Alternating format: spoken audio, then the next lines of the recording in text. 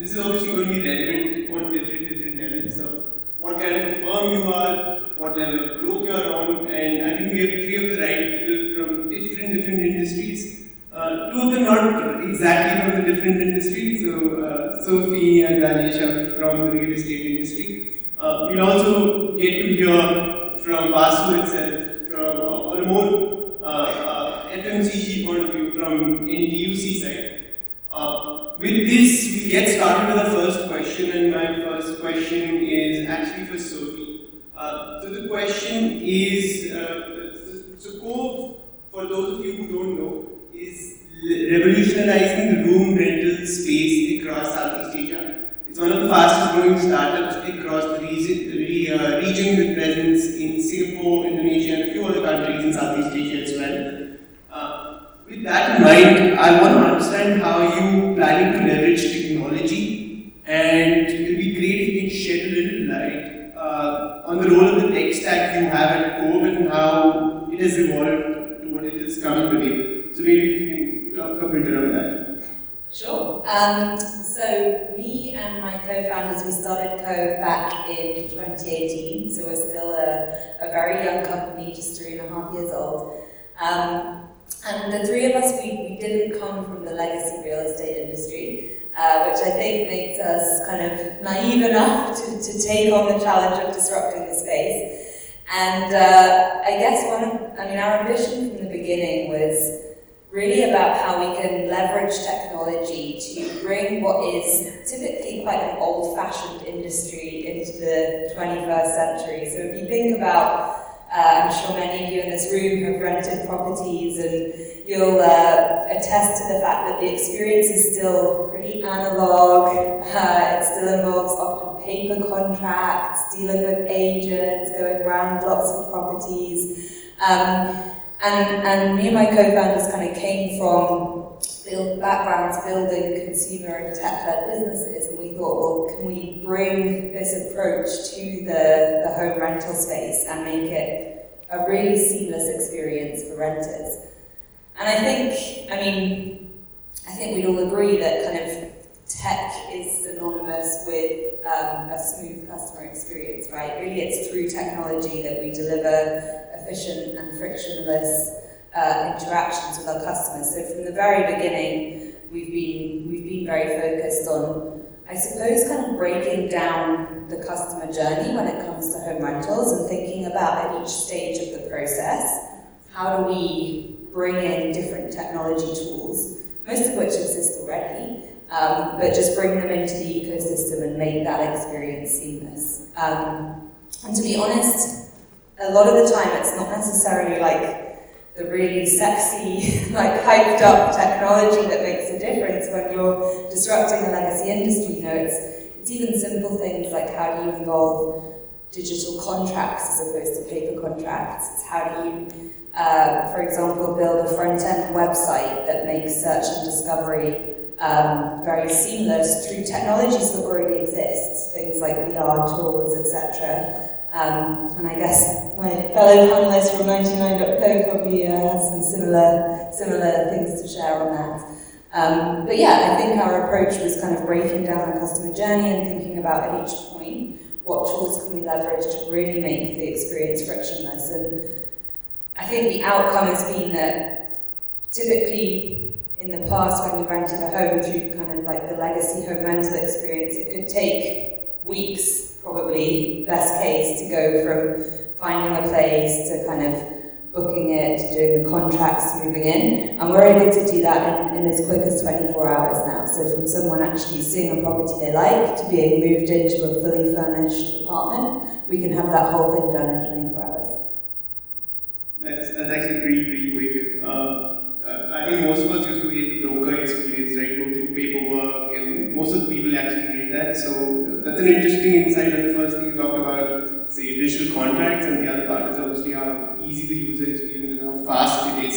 So that's a very interesting insight. I want to ask you one more thing here. So let's say you are at this stage of growth right now, right? You're going to be breaking out, you'll be having more customers. So what are those 2-3 things in terms of data points or say from a tech stack point of view which become important for you to implement? say in the coming months, or maybe say retention, engagement? What is exactly you're looking at? I mean, for a business at our size and life stage, I think ultimately it's primarily still about growing the top funnel. I think we had this conversation actually over lunch. What I've seen happen in the whole kind of like MarTech, engagement tech space over the last few years is just a huge proliferation in different software solutions, different tools, and frankly, for a business of any stage, it's almost like overwhelming because you've got so many things you can optimize at every single point of the customer journey. So for a startup, I think what's important is to focus on, what's really important to you right now. And I think for us, where we're still kind of building our brand, we're still establishing ourselves in a lot of the markets. Like the main thing I look at is still kind of, are we growing our inquiries on a weekly basis, and ultimately, are we growing our bookings, so people actually booking our properties? And I think it's important, to some extent, not to over-invest too soon on such a diverse range of tools that are helping you to optimize like minutiae across your marketing and sales funnel, because ultimately you're going to deliver more growth by growing your top funnel, by growing your overall revenues, rather than focusing on how do I increase this very specific conversion rate from X% to Y%. We're not at a stage, probably unlike my fellow panelists, we're not at a stage where that's going to deliver enough for us. Perfect. And especially you shared the 2 data points, right? Inquiries and conversions. If you're able to see that right now, that's a good enough indicator for you. So probably in the future you want to build on it, and that's when the other. Absolutely, and as you get bigger, you get more sophisticated, and once you hit a certain scale, increasing your website conversions by a percentage point can make a huge difference to your overall transaction volume. But at our scale, it would probably be a distraction for my team to be too obsessed with those kind of micro metrics. Thanks a lot. Perfect. Now I'll move on to Vasu. And how many of you actually want to NTUC? Can I have a raise of hands, please? I'm surprised if it's lesser than all. So, some people actually didn't raise their hands, so I hope they didn't want to. We have a top of the funnel. Yeah, that's probably Vasu couldn't get through to them. Cool, Vasu. So I'll have the same question around the tech stack, and your problem will be different to say what Sophie had, right? Your company's already evolved, customers know NTUC. So when it comes to tech stack, what are you looking at? What are those data points you're trying to capture, and how do you go about building this? Some context, right? So one is from a macro perspective, I think thanks to COVID and everything that's happened over the last few years, the number of digital touch points that we have with our customers have been increasing, right? So today we have online grocery penetration that's forever kind of increasing, and on the other hand, let's say on the stores you can check out digitally through your app, or in select stores you can scan the product and just walk away without actually checking out and so on. So the number of digital touch points are increasing, and in general the complexity keeps increasing, right? So anything from a Suez Canal issue to Russia-Ukraine war to the chicken issue over the last few days has impact on our customers within a few hours, right? In fact, by the time we watch CNA and go to the Fairprice store, people are already stacking things up. So the challenge is, the macro issue is obviously something that everyone's probably aware of. I probably don't want to touch on that. I want to touch upon something interesting, which is more at a micro level, right? I'm talking about micro trends. I'm going to talk about, Korean noodles and Indian mangoes and how it's linked to our tech stack. So some of the things that we've been observing, right? So with a lot of Netflix and K-dramas, you've seen that quite a lot of Korean snacks and noodles kind of are trending, right? And then there's another story about, there's some of these breeds of Indian mangoes which are in season right now, which our suppliers and sellers have kind of gotten in, but then nobody knows of it, right? these are all things that never come up when you look at a macro level trends and insights, pick it up, right? But then when you go in depth, you see that there are some of these segments who are there, who are searching for these, and would probably go to the competitor, if you're not having it there, right? So, hence from a tech stack and experience perspective, how do we deconstruct this massive amount of data that's there? How do we deconstruct and identify these micro trends? How are we able to personalize things and then, provide an experience which is seamless, right? And that's probably where the tech stack kind of comes into play. And how do we do all of this at scale? Yeah. So, thanks a lot for that, and thanks a lot for illustrating a few of the problems as well. I want to ask you one specific question here in terms of tech stack. So, at your level, what are those 2-3 things which become a necessary thing for you to have, especially as someone who's heading the digital and the growth part? What are those metrics or the right tech stack which helps you track those metrics or go about them, which is needed for you right now? Yeah. So one of the complexities that we kind of are having to deal with is, you have users offline, online, across devices, across business verticals. So there are literally like n number of combinations in which customers can come and go, and these are happening at offline and online, right? And then you have like several teams within the Fairprice organization who are all trying to optimize for their own metrics right now. How do we make sense of all of this? And how do we kind of have a very unified view of a customer and his journey across, like I said, you could be going to the store right now, tomorrow you could be, checking stuff on the app, you could go and order a coffee at Kopitiam. All of this, how do I kind of view you as one entity, right, and be able to generate insights out of it? I think that's probably the problem that we're solving for. So, unified customer view, right? Like single view of each and every customer. Yep. And is it available to say all those teams as well? So, are they able to see what, say, like an offline team which is supposed to do offline marketing? Are they able to see what the online which is exactly what we're trying to kind of stitch through, right? That whole customer journey, so that there is one unified view across, whether it doesn't matter if it's an offline marketing team or an online product team, two very, very different teams, but we would want to serve the customer in just one way, right? So that's essentially what we're trying to optimize for right now. Perfect. One more question I have here. In terms of, say, a particular metric. So I was discussing with you on lunch as well, right? So I say head of growth or head of digital. What is that one metric which stands out to you, which is given to you as a part of your KRA? Maybe you can explain to the crowd better. So so I think as we kind of grow, across Singapore, we don't have, like I said, I think we don't have much of a top of the funnel problem. I think it's a lot about continuous engagement and retention, right? So how do we kind of ensure that our customers are engaging with the app in a very deep manner?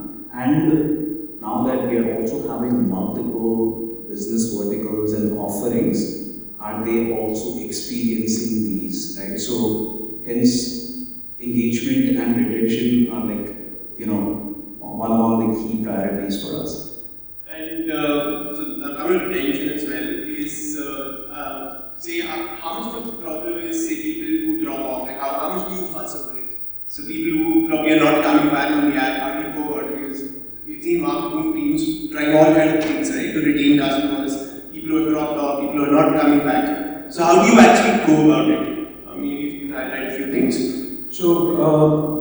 So first thing is we try and identify, kind of get some insights on the why, right? And that's probably the harder problem to solve for, right?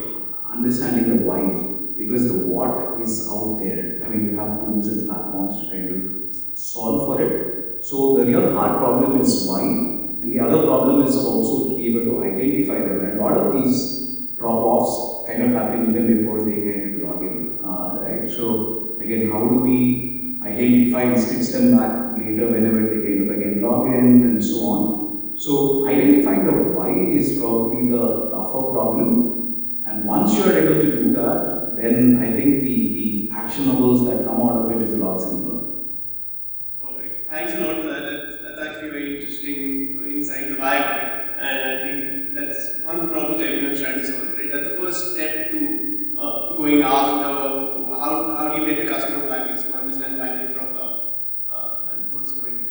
Now I'm going to go to Rajesh, and obviously the question would be similar in terms of what the marketing stack looks like for 99 Co. I mean, the entire tech stack, not only the marketing stack. So maybe if you could highlight a few things on that. And also one thing we want to understand is considering the rise of 99 Co, could you elaborate on what factors influenced your organization's decisions when buying or say upgrading on that tech stack? So it would be great if you can highlight a few things there. Makes sense. So before I start off, was I moved from selling bubble tea at 1 p.m. to improve the GMV to now selling homes. So a lot of differences, right? So if you look at real estate, right, the journey is much more nuanced and over a period of time, and it's not something which I like push. Bubble tea is much easier than sell a home kind of thing. So the hypothesis that we are working on in 99 is if somebody comes to 99, try to find a home, did their work, and if they have come back and have to do the same work again, then we feel that we lost him or her, right, who is trying to. So there is a part of it which is the personalization on the portal side. But the second thing which we are working on now is personalization on the channel side, time, price, and the product. So how do we go about doing this? So there are multiple layers. First, do you have the data layer proper? In a sense, are all your attributes and the user attributes, are you able to track them properly? Second part we look at is, do you have a point of view in terms of how you want to get them back in terms of retention? So do you have segments that you're looking at and say that if you do this, they might come back? Third part which we look at is the intelligence. So when I say intelligence, it's about creating the context with the right product such a way that people take desirable action. If you have these things in terms of a viewpoint on the user and how you want to approach the user and what the channels and what the time affinity, product affinity and the price affinity, then the retention tends to go up, I mean not linearly but non-linearly. But in every sector there is a nuance. I give an example. So I was in a startup which was focused on mothers. So this is apparel, footwear and accessories for children in the age group of 0 to 12. We built the marketing stack, we did all our work, and then the metric that we are looking at is we are giving personalized recommendations. So the user metric that we are looking at is the number of product the user views before he adds to cart should go from let's say 15 products to 8 products. But in one of the segments, it was actually going in the other direction from 15 to 45. So that's where we close the loop with the user research. So when we talk to the mothers, and this was happening for mothers who had infants. I'm sure most of you know that some of the mothers go through postpartum depression. And the way they cope with that depression is browsing through children's clothes more and more. So in those kind of nuanced scenarios, the idea is not to push for a transaction, but actually wait it out and provide a better browsing experience so that they place an order at a later time. So ultimately, the retention stack is about how do you bring about your blended cost from the first order to the second order, but with nuances added in. So, thanks for sharing that very interesting example. I have a question around retention, and this is something, maybe Sophie, you can also answer it later. But the question is, since you're in real estate, and it's very unlike, say, an NTUC, right? For NTUC, retention is if the customer is coming, say, every 3 days, 4 days, 7 days, it's much faster. your company, what is the retention metric? How does it look like? How do you define it? So, ultimately, with retention, we are trying to drive a metric which is basically the overall acquisition cost, right? So, if I get a user on a paid channel the first time, and if I can get him on another channel which is less expensive, almost 10x less expensive, what I'm basically driving at is, if the desired action is an inquiry, then the blended cost per inquiry should go down from X to 0.1x and the blended cost. So that's what I would look at as a metric if I'm looking at a marketing stack for retention. Nice to check that. I have one more question on that, and I'm going to get back to you, Sophie, after that. Especially on retention. Say if the user's converted, right? He's booked a flight or taken up a rental on your website. How do you give it a 12-month, 14-month window for the user to get back, or for that the user's life cycle is done with you? How do you look at that user? I just want to understand. So real estate tends to be different from e-commerce in this sense. So at the point of having the home, the journey stops, and the next journey might start at 3 years later or 4 years later. But there are multiple other touch points with which you can engage the user. For example, how do you furnish your home? How do you do your paperwork? How do you a lot of other things, right? But within the transaction of first home itself is not a 1 month journey, or it can be multiple months journey. Primarily because for most of common people like us, buying a single home is a once in a lifetime decision, right? So it's a very involved decision. But if the user comes to the portal and goes away and he doesn't come back, or he comes back to an experience which is as fresh as the first time he came, then you are almost lost the user. So that's how I think about it. That's perfect. So Sophie, coming on to you, is your experience a little similar? How do you guys define this metric? Yeah, I mean, so unlike e-commerce where retention is often about repeat purchase, right? Because typically someone's landing on your site and if all goes well, they're making a transaction because it's much more of an impulsive purchase. You know, the customer has a need and they typically want to buy there and then. So I think when we talk about retention in a kind of like fast-moving goods environment, it's about bringing people back in 2 days' time to buy something else. Whereas similarly to 99.co, we have quite a long customer journey. We do rentals, not house purchases, so probably not as long as yours. But typically our customer journey is about 5 weeks, and somebody would normally interact with our website on average 3.5 times before they actually inquire to go and view a property. So for us, retention is a lot about that pre-journey up to the moment where they decide to actually commit and go and view and then ultimately book a property. So it's how do we always assume that our customer is looking at our platform and maybe also looking at 99.co and maybe also looking at a few other platforms. So how do we make sure that after that first research trip onto our website, they're more likely to come back to our website as opposed to, sorry to say, going back to 99.co. Although you guys are a bit bigger than us. So yeah, for us, it's why I spoke about kind of customer journey being so important. For us, it's a lot about understanding what are the different steps that our consumer goes through. Because it is a considered purchase. So, the first trip onto our website is maybe just to kind of understand their budget. So they're looking at, okay, how much does a rental cost? What kind of different locations are there?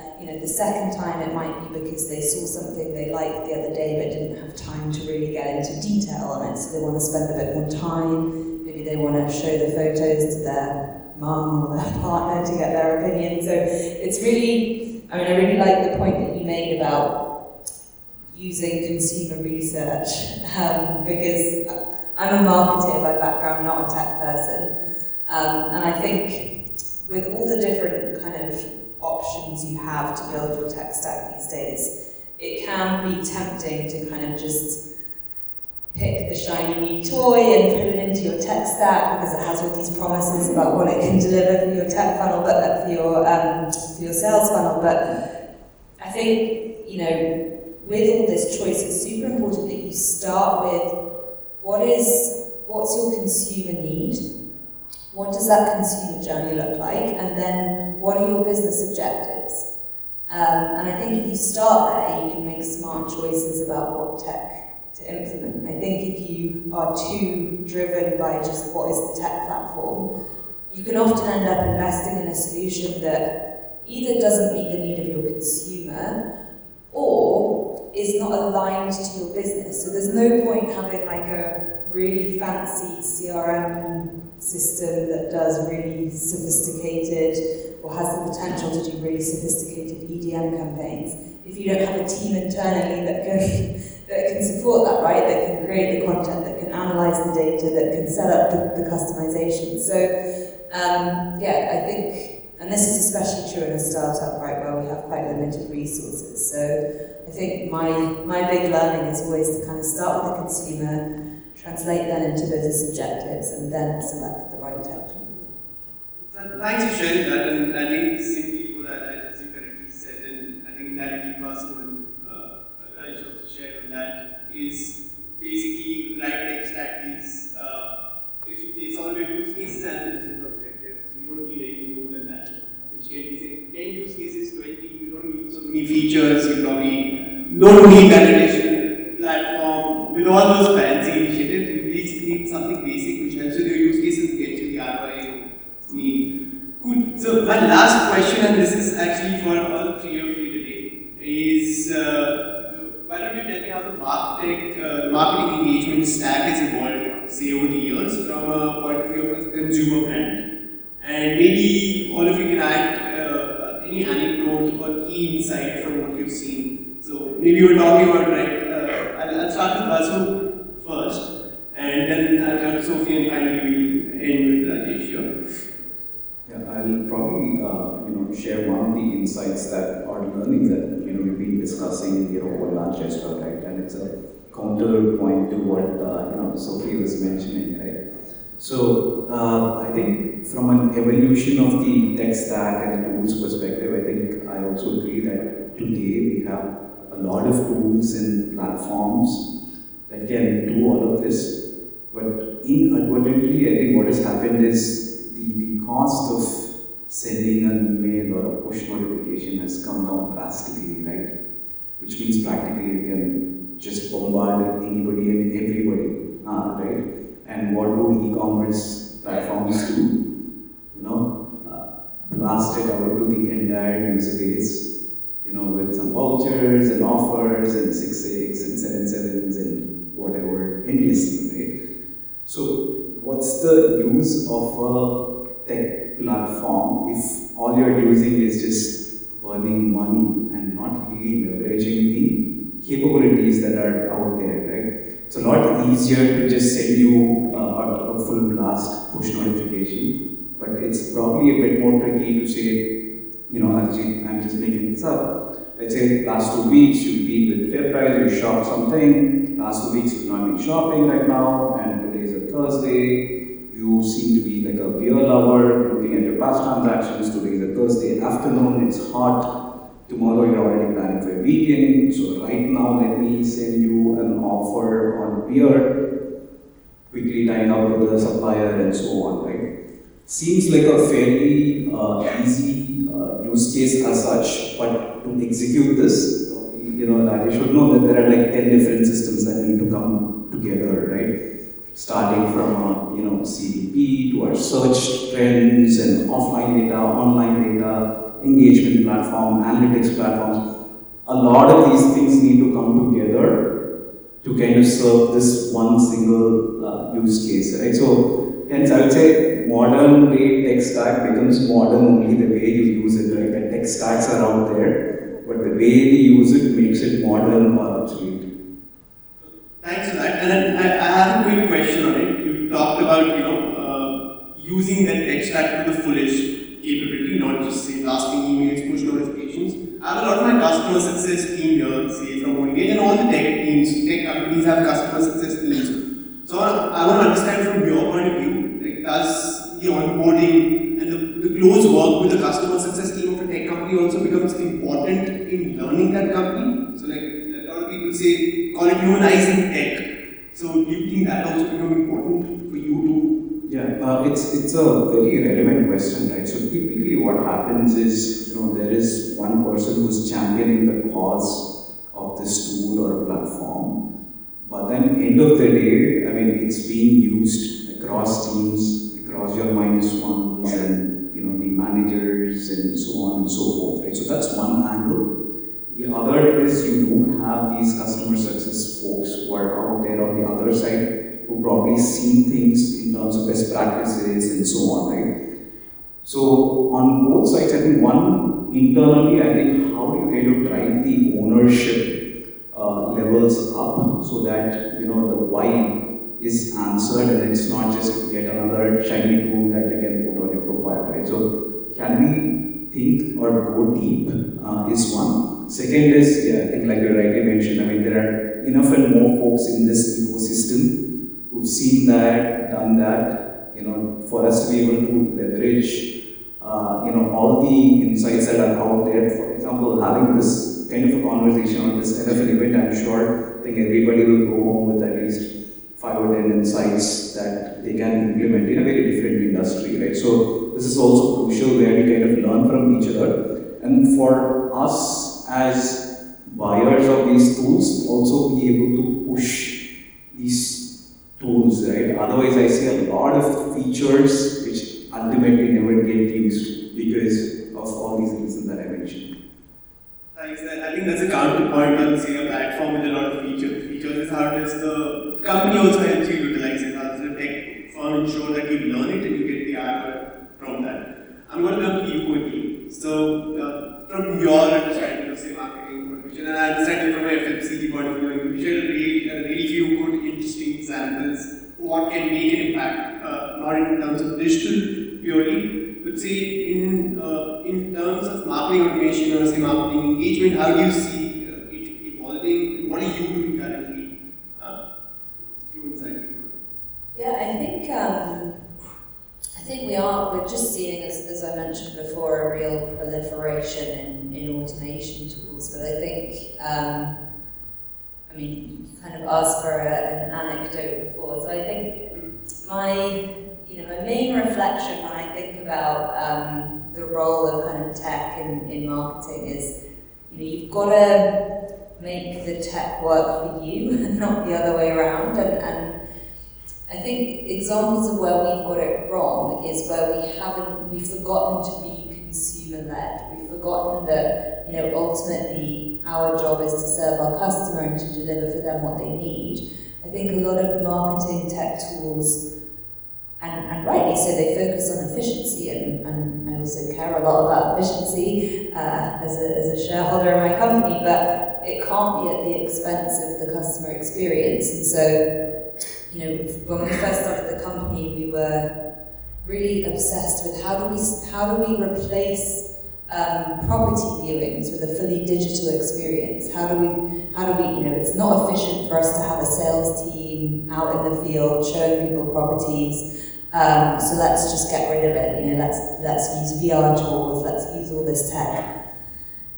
And it made total sense from a kind of like bottom line point of view for the business, but ultimately, when people are renting a property for 6 months, a year, they need to know what they're buying, and no matter how hard I try, people want to go and see the product, and ultimately, so should they, right? Like they're signing up to spend a third of their income on something every month, and so it's absolutely fair enough they want to see it. So I think you've got to get the balance right between using tools that help drive efficiency, but actually still meeting the needs of the consumer. And what we found in the end was, rather than trying to eliminate in-person property tours, we could just build a front end that did most of the work for them, but the final viewing was something that we still did with them in person. So in the traditional real estate model, you might go with an agent to 15 properties and finally choose one. What we try to do is we narrow it down, we give them all these tools so that they can choose the one place that they're really likely to want to actually book, and then we do a final viewing with them.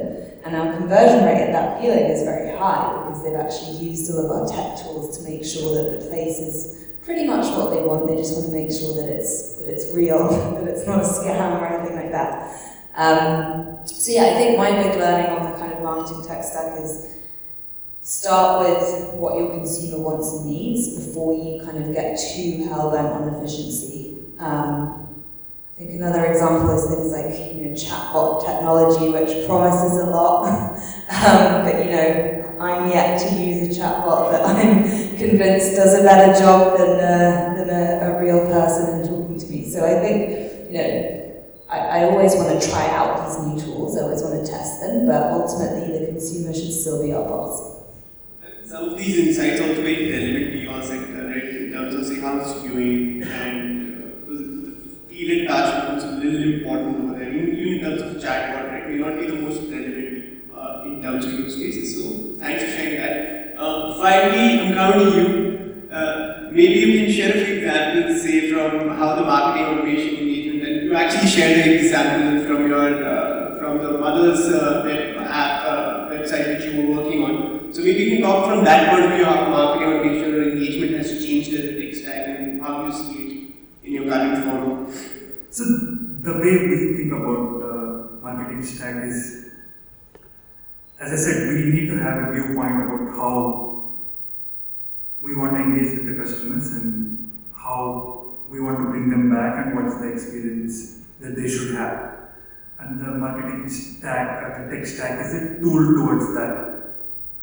But what we need to understand is how are our viewpoints valid and how are they evolving. For example, we have certain set of assumptions about the users and there is some logic and we reach a conclusion.